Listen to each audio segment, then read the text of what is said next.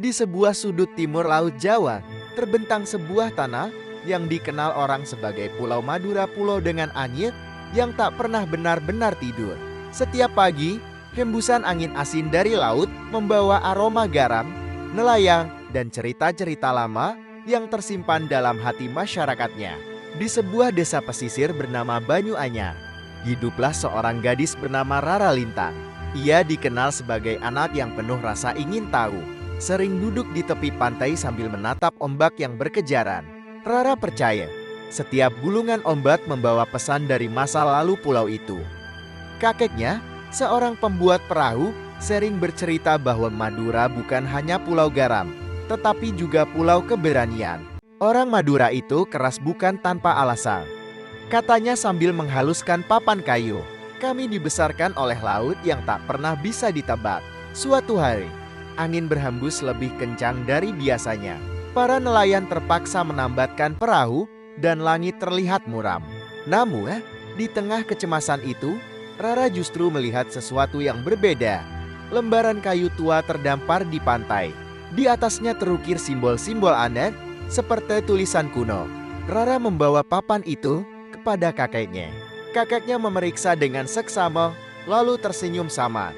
Itu tanda dari perahu 9 anyir, legenda lama Madura, ujarnya. Ia lalu bercerita bahwa dulu ada seorang pelaut bernama Panji Samudra yang berlayar mengelilingi pulau untuk membawa kabar persatuan. Perahunya mengikuti arah 9 anyir, melewati pesisir Bangkalani, Sampang, Pamekasan, hingga Sumenep. Konon, perahu itu hilang ketika badai besar melanda ratusan tahun lalu. Orang-orang percaya bahwa kapanpun Madura menghadapi masa sulit, tanda-tanda dari perahu 9 anyir akan muncul kembali untuk mengingatkan tentang persatuan dan keberanian. Malam itu, Rara sulit tidur. Ia merasa seolah pulau sedang mencoba berbicara kepadanya.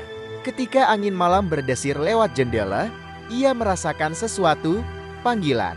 Keesokan harinya, ia memutuskan untuk mengikuti jejak legenda itu.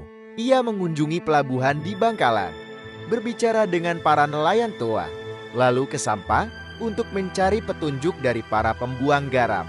Di Pamekasan, ia belajar tentang tari-tarian tradisional yang menyiratkan arah angin.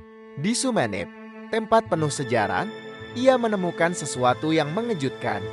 Ukiran serupa pada dinding bentang tua. Perjalanan itu membuat Rara menyadari bahwa legenda itu bukan tentang perahu yang hilang, melainkan tentang bagaimana setiap bagian Madura terhubung oleh semangat yang sama. Semangat untuk bertahan, bekerja keras, dan tidak pernah mundur dari tantangan. Ketika ia kembali ke desanya, angin besar yang beberapa hari terakhir mengusik warga perlahan mereda. Papan kayu yang ditemukan di pantai pun ikut memudar warnanya, seolah misinya telah selesai. Rara berdiri di tepi laut, angin kembali lembut. Ia tersenyum. Pulau Madura, pikirnya, bukan hanya tanah garam atau ladang tembakau, bukan hanya karapan sapi dan kerajinan tradisional. Madura adalah cerita yang hidup, bergerak bersama air. Dijaga oleh para penghuninya, mereka yang selalu menemukan kekuatan bahkan dalam kerasnya kehidupan. Dan seperti perahu 9 angin yang mengelilingi pulau, kisah keberanian itu akan terus berputar, turun dari generasi ke generasi, selama angin tetap berhembus di Pulau Garam.